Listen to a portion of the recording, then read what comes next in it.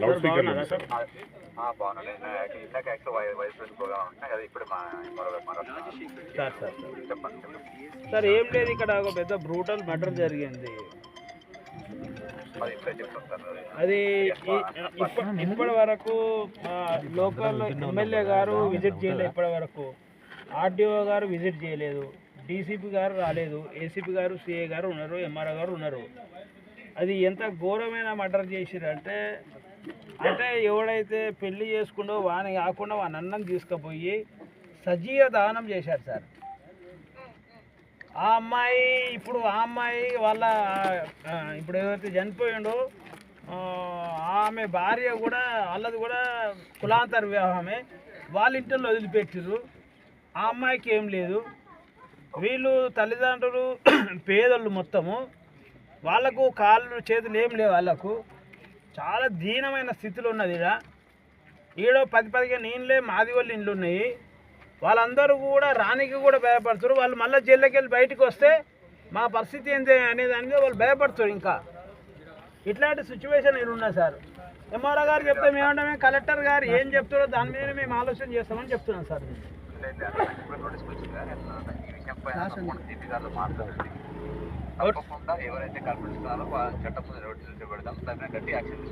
సరే, వీళ్ళకి ఏం హామీ ఇస్తారు సార్ మీరు?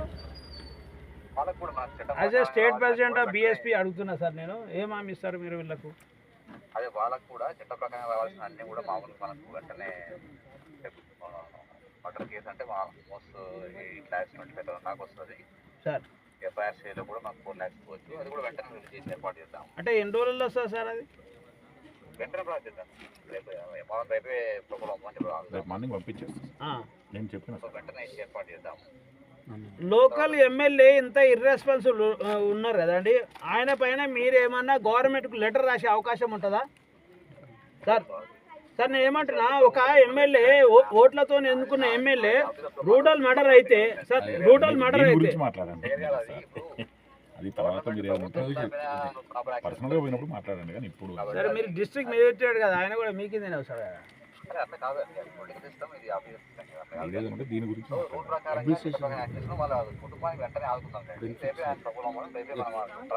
సార్ మేమేమంటున్నామంటే 100% సార్, ఇప్పుడు వాళ్ళు చనిపోయింది కదా, ఇప్పుడు ఫ్రీజర్లో పెట్టేసి మార్నింగ్ అంత క్లియర్గా చేస్తాము. ఎలాంటి ఇబ్బంది మా ఊళ్ళ తరఫు నుంచి కూడా ఏముండదు, అన్నీ మేము చూసుకుంటాము.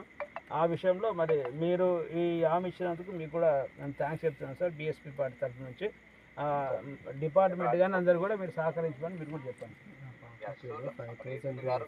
ఆ పాప పేరు మీద 5,000 పెన్షన్ వస్తాను ఎంఆర్ఓ గారు చెప్తున్నారు.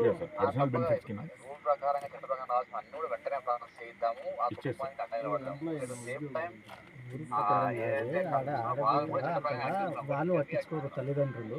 అది మేము చూస్తామండి, నో ప్రాబ్లం సార్. నేను ఏమంటున్నా, ఇక మీకు తెలియదు సార్, మీకు కరెక్ట్గా రూల్ అంటే గవర్నమెంట్ ఎన్ని రోజులు పడుతుంది, అట్లా కాకుండా మీరు ఇమ్మీడియట్ చర్యలు తీసుకుంటే సాధ్యం అవుతుంది. Okay sir. అడిషనల్ బెనిఫిట్స్ ఏమేమి ఉన్నాయో, అడిషనల్ బెనిఫిట్ ఏమైనా ఉంటాయా సార్? అన్ని అప్లికేబుల్ అయ్యేటట్లు వీలంత వరకు మనం ఎంతో ఎక్కడెక్కడ చేద్దాం కానీ ఎందుకంటే ఒక ప్రాణం పోయిందని తీసుకెళ్ళలేం. కానీ వీలంత వరకు సార్, ఇది కులాంతర మర్డర్లు అంటే వివాహాలు జరిగితే పరువు హత్యలు ఇది జరగడం అయితే చాలా ఘోరం సార్. ఇది గ్రామాలలో అయితే ఘోరంగా జరుగుతున్నది. ఇది నిజంగానే ఫస్ట్ టైమే కనుక పోలీస్ డిపార్ట్మెంట్ ఆయనకు సీరియస్ హెచ్చరిక చేసి ఉంటే, ట్రీట్మెంట్ కరెక్ట్ ఉంటే ఈరోజు ఇలాంటి జరిగేది కాదు సార్. మేము ఇది మా అభిప్రాయం, మా బీఎస్పీ పార్టీ అభిప్రాయం సార్. ఇది యాజ్ ఏ ప్రెసిడెంట్గా ఇప్పుడు వాడిని ముందు పోలీస్ కంప్లైంట్ తీసుకుపోయినప్పుడు అప్పుడే వానికి ట్రీట్మెంట్ కరెక్ట్ ఉండుంటే వాడు ఇలా మర్డర్ చేసేవాడు కాదు, ఇలా అది వాళ్ళు చనిపోయేవారు కాదు. ఇవాళ కూడా సార్ మీరు ఒకసారి ఇవాళ కూడా ఈ ఉన్న 20 ఇండ్లు మాదిగోళ్ళందరూ కూడా గజ వణుకుతున్నారు వాడి గురించి. వాడు బయటకు వెళ్తే మళ్ళీ మమ్మల్ని ఏం చేస్తారని కనీసం శవం దగ్గర దానికి కూడా భయపడుతున్నారు సార్. ఇంత ఘోరమా ఈ రంగారెడ్డి జిల్లాలో. ఇంకా సరే సిటీ పక్కకున్నది ఇది సైబరాబాద్. ఇది మీరు అడగండి, కావాలంటే ఎస్సీపీ గారిని సిఐ గారిని అడగండి. ఎంఆర్ఓ భయపడుతున్నారు అందరు వాడికి. వాడు అటువంటి బేకార్ గారిని ఇంకా సమాజంలో ఇంత ఎట్లుంటాం సార్ మనము? Sir yes sir.